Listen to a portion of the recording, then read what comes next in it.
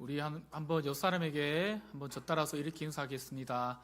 사랑하는 성도님, 당신 멋져.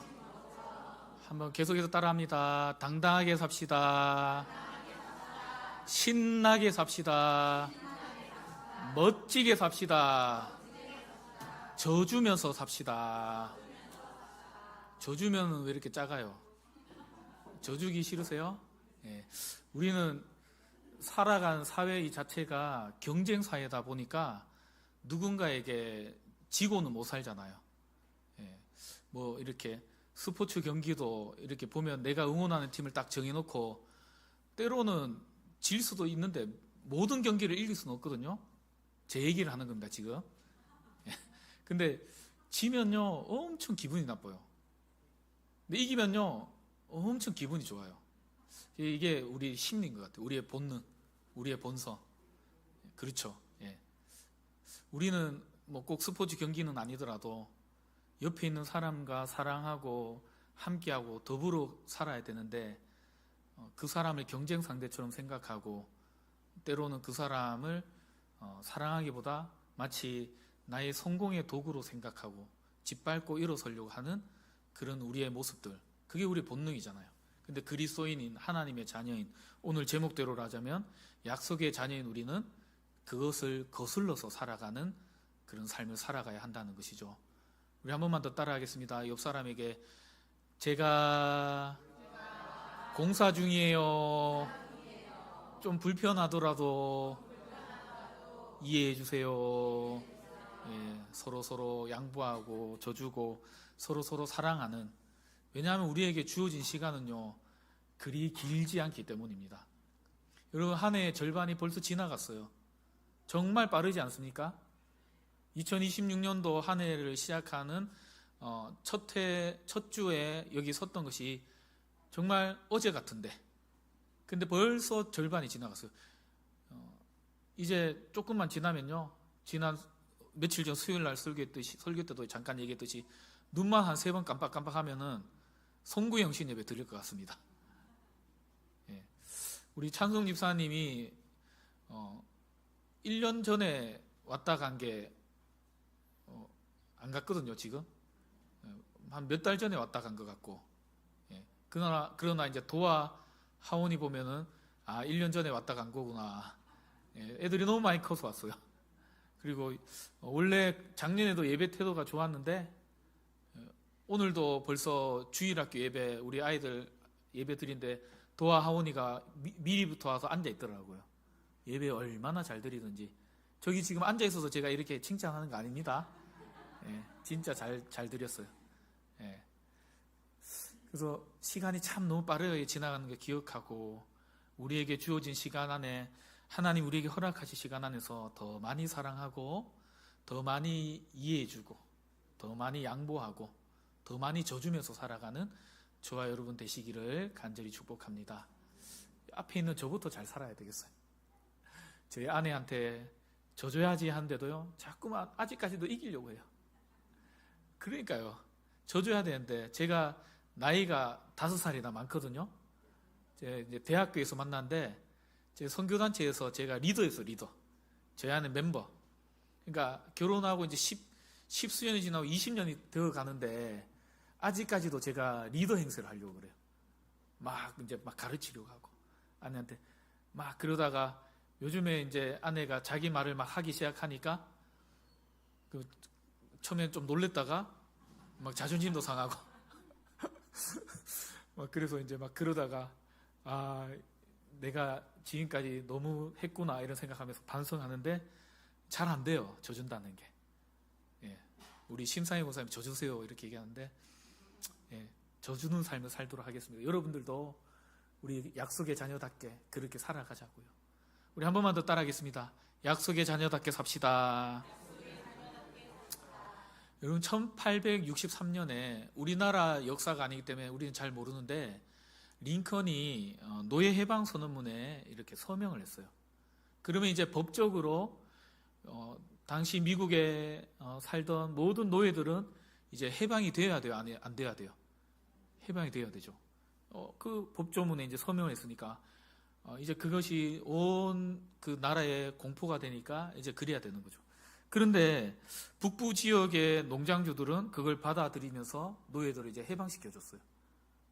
그런데 남부 지역의 텍사스를 중심으로 해서 그 지역의 사람들의 농장주들은 노예를 해방시키면 어떻게 될까요? 자기들에게 손해가 와요, 손해가 안 와요? 손해가 온다고 생각해서 무려 2년 6개월 동안이나 쉬쉬했는 거예요. 그걸 그냥 얘기하지 않았어요. 그리고 그냥 계속 노예를 부려먹고 있었던 거죠. 그래서 실제로 1865년이 되어서야 준틴스라는 그런 이름으로 노예 해방을 기념하는 국경일이 정해졌다 그래요. 무려 2년 6개월 동안 남부 지역에 있던 수많은 노예들은 여전히 자신들이 자유함을 얻었음에도 불구하고 법적으로 그것이 선포되었음에도 불구하고 노예처럼 살아갔다는 것이죠. 오늘 본문에 나오는 갈라디아 교회 이 성도들이요, 지금 그와 같은 지경에 놓여 있다는 거예요. 예수 그리스도만 믿으면 구원을 받는다. 예수 그리스도만 믿으면 너희는 하나님의 자녀다. 예수 그리스도만 믿으면 하나님의 자녀로 자유함을 누린다라는 것이 바울로 인해서 선포되어졌음에도 그 교회에 거짓 교사들이 들어왔어요. 그리고는 그들에게 잘못된 이야기를 전하기 시작합니다.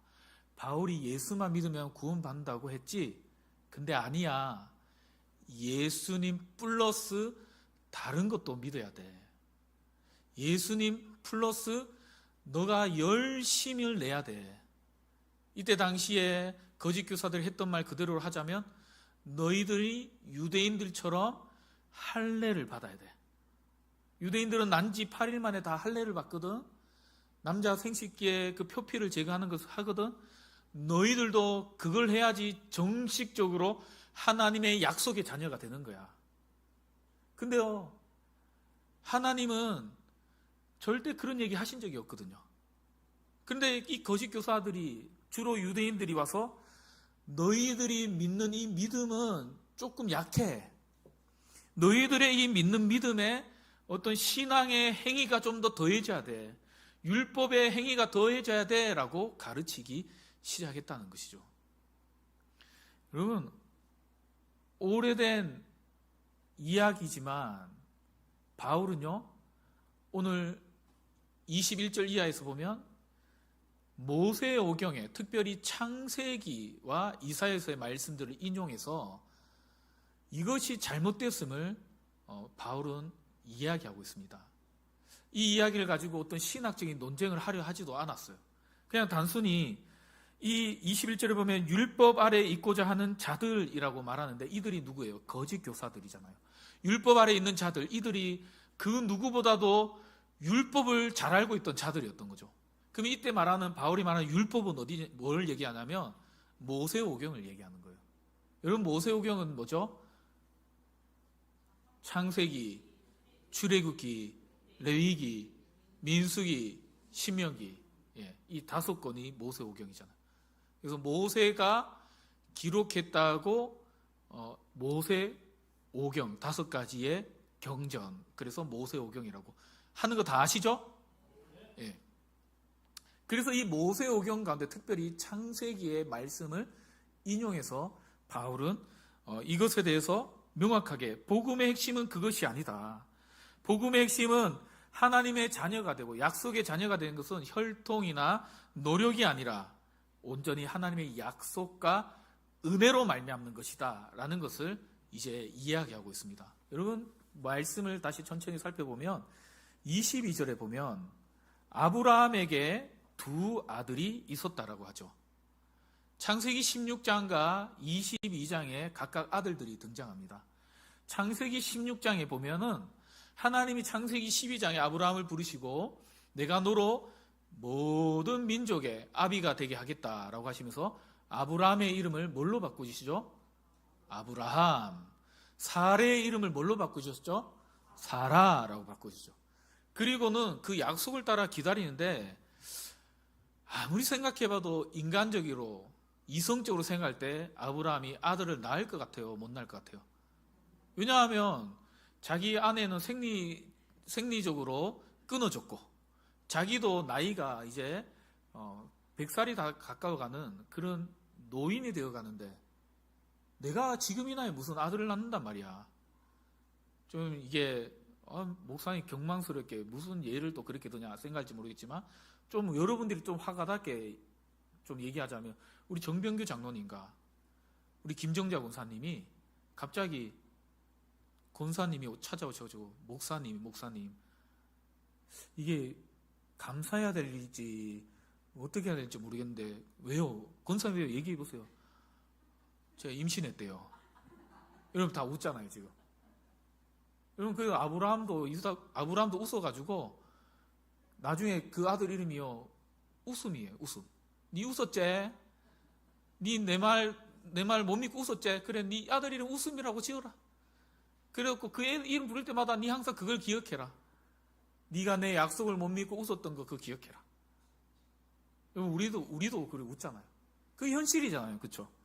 그런데 16장에 보면 이 22절에 나오는 그 이름처럼 그 약속을 기다리지 못하고 누구를 낳았어요? 이스마엘을 낳았죠. 여러분 이스마엘은 그의 아내 정부인에게 낳은 아들이 아니었어요. 약속을 못 기다리고 하나님이 아들을 주시겠다 했는데 아직까지 아들을 안 주시면 언제 내가 모든 민족의 아비가 된지, 아마도 하나님은 나를 통해서 낳는 그 아이를 후손으로 삼으려 주실 거야. 그리고는 그 아내 사라가 또 이렇게 고나니까 그 사라의 요종 하갈에게서 22절에 보니까 누구를 낳았다고요? 이스마엘을 낳았다고 얘기합니다. 16장에 창세기 16장에 가보면요, 이 아들을 기다리다 결국에는 이 낳은 아들은 어떤 의미의 상징이냐면 자기의 힘으로 아들을 얻으려 해서 얻은 아들이라는 거예요. 근데 창세기 22장에 결국에 하나님은 그 이스마엘이 아니라 내가 약속한 너와 너의 아내를 통해서 내가 주겠다는 그 아들을 내가 약속했으니까 너희들을 통해서 주겠다라고 약속하시면서 22장에 보면 이삭을 그 가정에 허락해 주셨던 거죠. 여러분 이것은요 단순히 가족사를 이야기하는 것이 아니라 같은 아버지에게 태어났지만 두 아들의 신분은 완전히 다를 수 있다는 것을 이야기하는 거예요. 무슨 얘기냐면 어머니의 신분이 자녀의 신분을 결정한다는 거예요. 좀 이게 오늘 말씀이 좀 어려운데요. 한번 잠깐 천천히 들어보세요.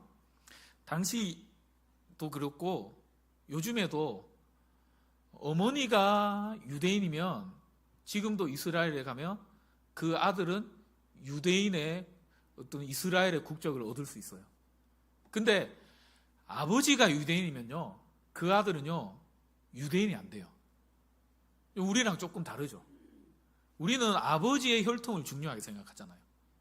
그래서 아버지가 이렇게 장가 들었다가 또 어떤 불미스러운 이유로 아내를 잃고 또 다른 데 장가를 가요. 그러면은 그 아이의 호적에서 이름이 걔는 계속 박신 거예요. 예를 들어 제가 장가를 가고 그런. 근데 저희 아내가 예를 들어 제가 미리 먼저 천국에 가가지고 저희 아내가 제가 천국 가면 저희 아내 또 혼자 살면 안 되잖아요. 여러분 혹시 그런 일이 생기면은 사모가 어떻게 결혼을 또 할 수 있냐고. 여러분 그런 무책임한 말 하지 마세요. 알겠죠? 제가 저희 아내한테 얘기했어요. 혹시나 일어나지 않는 일이지만 내가 먼저 혹시 천국 간다면 좋은 신랑감 만나서 목사 만나지 말고 그래서 결혼해라 이렇게 했는데 할지 안 할지 모르겠지만 그건 이제 우리 아내에게 달려있는 거지만 혼자서 살아가기 힘드니까 또 새로운 결혼하는 것도 괜찮잖아요. 그죠? 분위기 왜 이래요 오늘? 그런데 저희 아내가 만약에 결혼을 가면 그 아이는 신랑의 성을 따르잖아요. 우리나라는. 근데 이제 이 유대인들은 그러지 않다는 거예요. 하갈은 종이었기 때문에 그 아이가 먼저 태어난 아들이지만 그러나 어머니가 종이었기 때문에 그 아들이 이스마엘이 종이었다는 거예요. 근데 사라는 안주인이었기에 뒤에 태어났지만 오히려 그 아이가 오히려 상속자가 된다는 것을 오늘 말하고 있어요. 이스마엘의 출생 방식은요, 아까 앞전에 얘기했지만 창세기 16장에 보면 사람이 애써 만들어낸 방법으로 율법적인 행위로 어떤 조건적인 그것들을 강조하는 그 어떤 상징적인 출생이라는 거죠. 그러나 이삭의 출생은 하나님이 약속하시고 하나님이 이미 예언하신 그 길대로 곧 복음의 은혜를 상징하는 것이 이삭의 출생이라는 겁니다. 여러분, 우리의 구원은요, 어느 쪽이에요? 우리가 노력해서, 여러분이 계획해서 내가 몇 살까지는 열심히 놀다가 내가 주어진 시간 안에 세상의 모든 것들을 누리며 놀다가 내가 이제 죽을 날 얼마 안 받아놓고 주님 앞에 나와서 예수 믿어야겠다. 여러분 그렇게 계획하고 나오신 분 계십니까? 우리의 구원은요, 아무리 계획을 세우고 노력하고 아무리 종교적인 열심을 낸다고 해서 얻어지는 것이 아님을 여러분 다시금 기억하실 수 있기를 바랍니다. 여러분, 우리의 구원은 한번 따라해볼까요? 나의 힘으로는 도저히 얻을 수 없는 불가능을 가능케 하신 은혜입니다. 오늘도 이 교회 이제 처음 나오신 분도 계시고, 물론 신앙생활을 계속 하시다가 우리 교회에 이제 처음 오신 분도 계시겠지만, 또 신앙생활 이제 얼마 안 하신 분도 계시고, 우리 교회에 보면 우리 이준대 성도님처럼 우리가 신앙생활이 하면서 우리가 꼭 기억해야 될 것이 있는데, 하나님의 자녀가 되는 데는 내가 예배를 몇 번 드렸다, 내가 헌금을 얼마 했다, 내가 봉사를 얼마나 열심히 했다, 그것이 우리의 구원의 조건이 아님을 여러분 꼭 기억하셔야 돼요. 우리는 그러나 은연중에 자꾸만 그런 잘못된 생각에 젖어 있을 때가 있어요. 내가 열심히 예배 드리면, 내가 교회에 52주 동안 안 빠지고 계속 참석하면 하나님은 그걸 뭔가 특별하게 봐주시겠지? 물론 하나님은 그것을 기쁘시게 보시겠지만 그것이 우리의 구원의 조건이 아님을 우리는 기억하셔야 됩니다. 오직 예수 그리스도를 나의 구주로 믿는 것, 그것만으로 충분하다고 여러분 믿으시기 바랍니다. 한 번만 더 따라해볼까요? 오직 예수님으로 삽시다. 한 번 더 따라하겠습니다. 오직 은혜로 삽시다. 우리가 신앙생활하면서 내가 봉사 이만큼 했는데, 내가 지금 직분이 이건데, 내가 신앙의 연수가 몇 년이나 되는데, 운동이나 우리가 악기를 배워도 그렇고요, 우리 찬양, 이렇게 노래, 성악 이렇게 우리 다음 주에 우리 이진희 집사님, 김창순 집사님 특송 기대해봐도 될까요? 예. 자꾸 오늘 설교할 때 딴 데 세지만, 예. 우리 성악도 마찬가지고 이게 몇 년을 내가 했느냐, 그것이 참 중요하거든요. 근데 신앙은요, 내가 몇 년을 내가 봉사하고 내가 몇 년을 교회 나오고 그것이 중요한 것이 아니라 내 중심에 진짜 예수를 믿고 있느냐.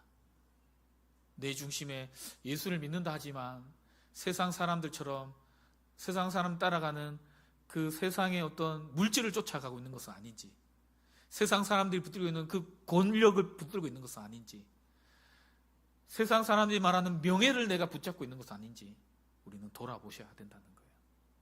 오직 예수님의 은혜로 구원받는 저와 여러분 되시기를 주님의 이름으로 간절히 축원드립니다. 24절을 보면요, 바울은 두 여자의 비유로 두 언약에 대한 이야기를 하고 있어요. 하갈은 어떤 언약을 받았냐면 시내산에서의 율법의 언약을 받았다라고 그래요. 그 자녀들은 그래서 여전히 종노릇을 자처하는 그런 상징으로 그렇게 살아가고 있다는 거죠. 25절에 나오죠. 반면에 사라는 26절에 보니까 위에 있는 예루살렘, 곧 은혜의 언약을 상징하고 그 자녀들은 자유의 아들로 세워져 있게 되었다는 거죠. 27절에 보니까 이사야서 54장을 인용해서 이런 얘기를 해요. 잉태하지 못한 여자여 즐거워하라. 너의 자녀가 남편 있는 자의 자녀보다 많으니라. 누구를 얘기하는 겁니까? 사라를 얘기하는 거죠. 결국 사라를 통해서 하나님이 약속하신 대로 자녀를 낳으시고 그 약속의 후손들을 통해서 내가 자유의 언약을 맺고 그 언약의 자손들로 살아갈 수 있도록 해주겠다라고 말씀하고 있다는 것이죠. 여러분, 하갈의 후손, 이스마엘의 후손들은 어떤 상징입니까? 다시 얘기하면 율법의 행위, 노력으로 구원을 얻는다. 뭔가 종교적인 열심으로 구원을 얻는다고 살아가는 그 사람들은 조건적인 언약 안에 갇혀있는 사람들이죠. 그 사람들은 늘 두려워요. 그 사람들은 늘 누군가의 눈치를 봅니다. 그 사람들은 누군가와 비교를 하는 거죠. 저 사람이 내가 그래도 목사인데 저 사람이 나를 이렇게 어떻게 볼까? 내가 그래도 장로인데, 내가 그래도 권사인데, 내가 그래도 교회에 수십 년을 다니는 성도인데 저 사람은 나를 어떻게 보고 있을까? 늘 비교하면서 내가 더 열심을 내야지 되는데, 내가 더 열심을 내야지 하나님이 나의 모습을 기뻐할 텐데, 그 두려움과 조바심과 어떤 그 속에서 늘 불안한 가운데 살아가는 자가 율법 아래에 있는 하갈의 그 자녀, 마치 그런 자의 삶이라는 것이죠. 여러분, 우리가 그렇게 살지 않기를 간절히 소원합니다. 그런데요, 사라의 후손들은요, 어떤 자들입니까?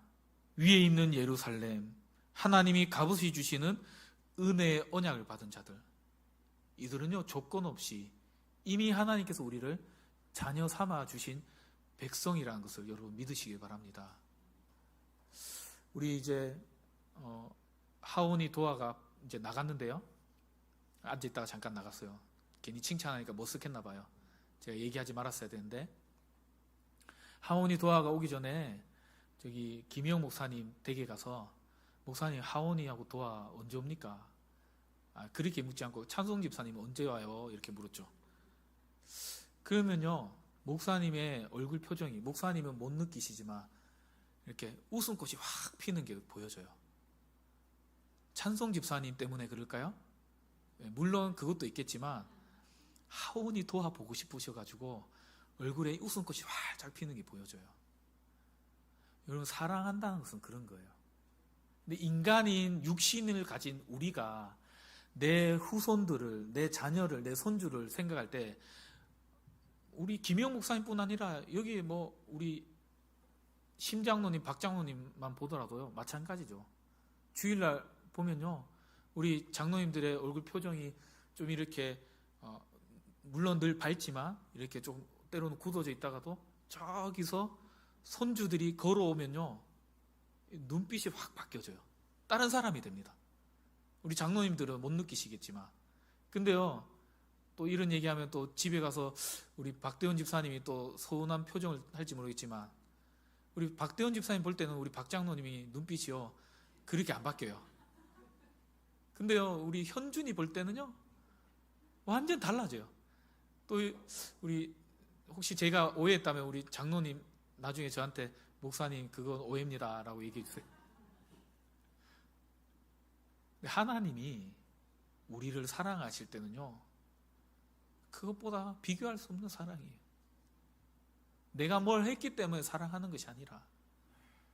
그래서 제가 영어였지만 우리는 doing이 아니라 being이라 했잖아요.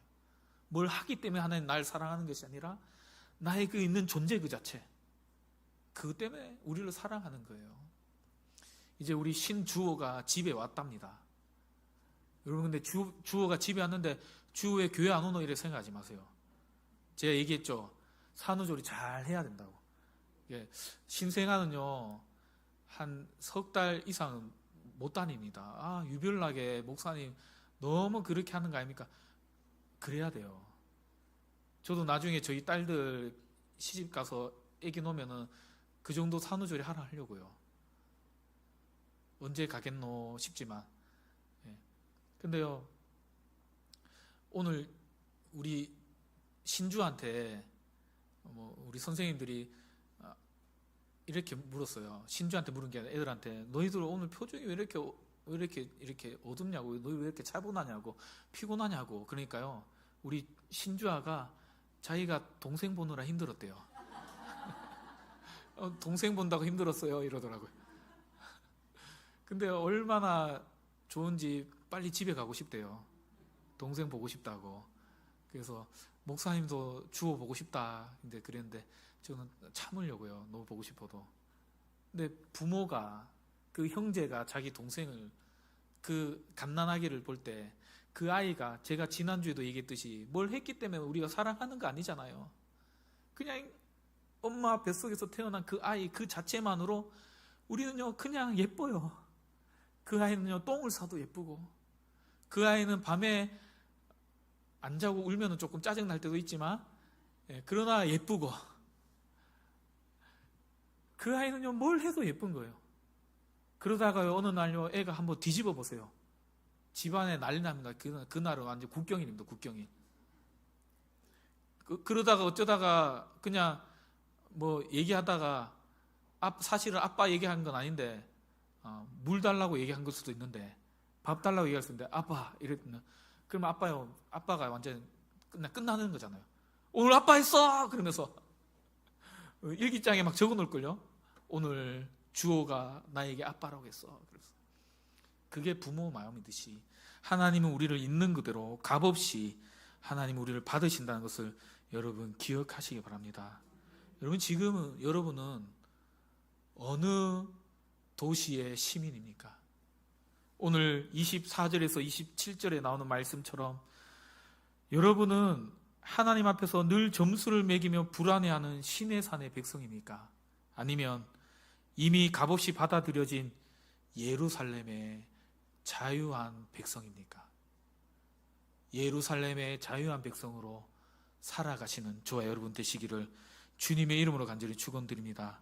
시내산의 논리로 늘 조건과 성공으로 신앙을 재는 그런 삶이 아니라, 우리 하나님은 우리의 어떠한 성과를 보고 사랑하는 분이 아니라 이미 나를 자녀 삼아 주셨다는 것을 믿고 감사하며 살아가는 저와 여러분 되시기를 주님의 이름으로 간절히 축원드립니다.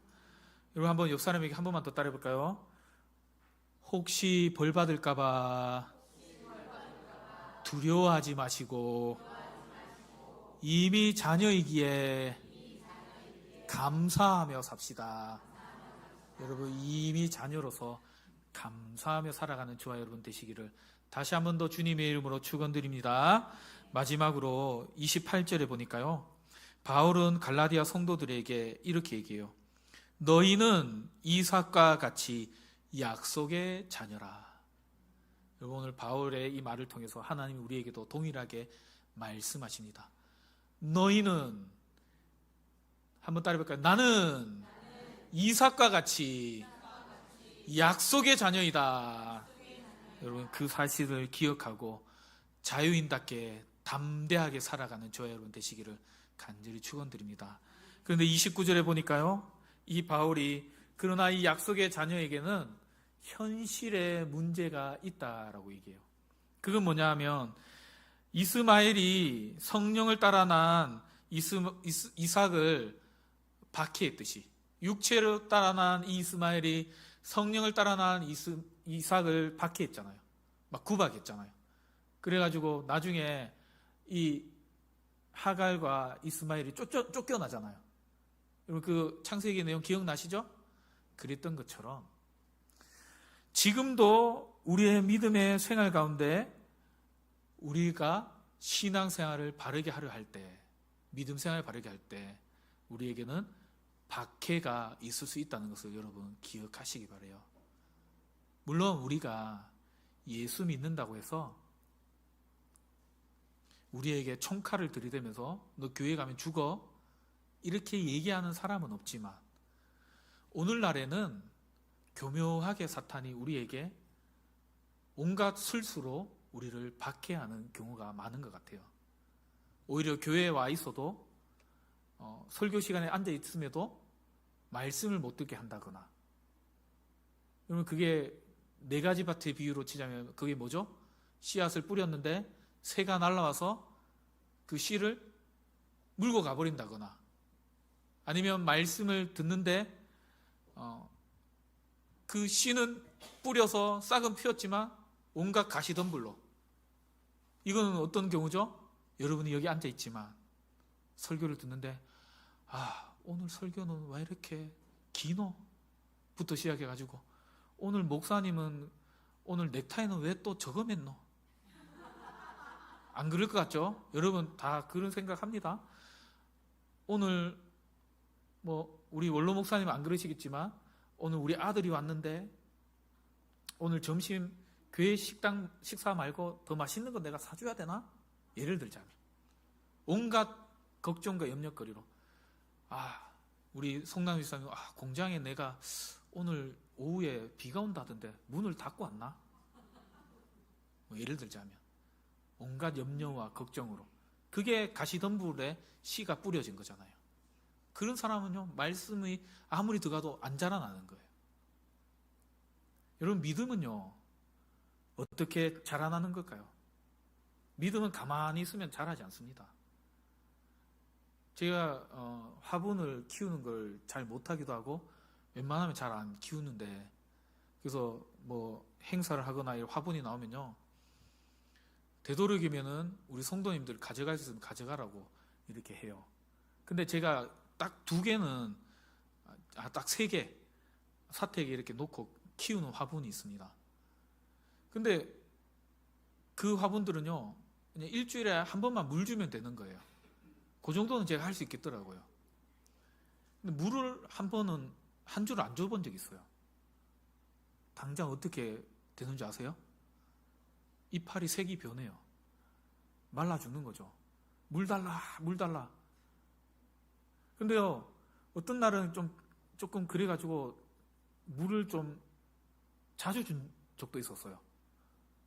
그러면요, 그래도 입이 마르더라고요. 입이 색이 변하더라고요. 고만 달라, 고만 달라 그래요. 우리의 믿음이 약간 그와 같아요.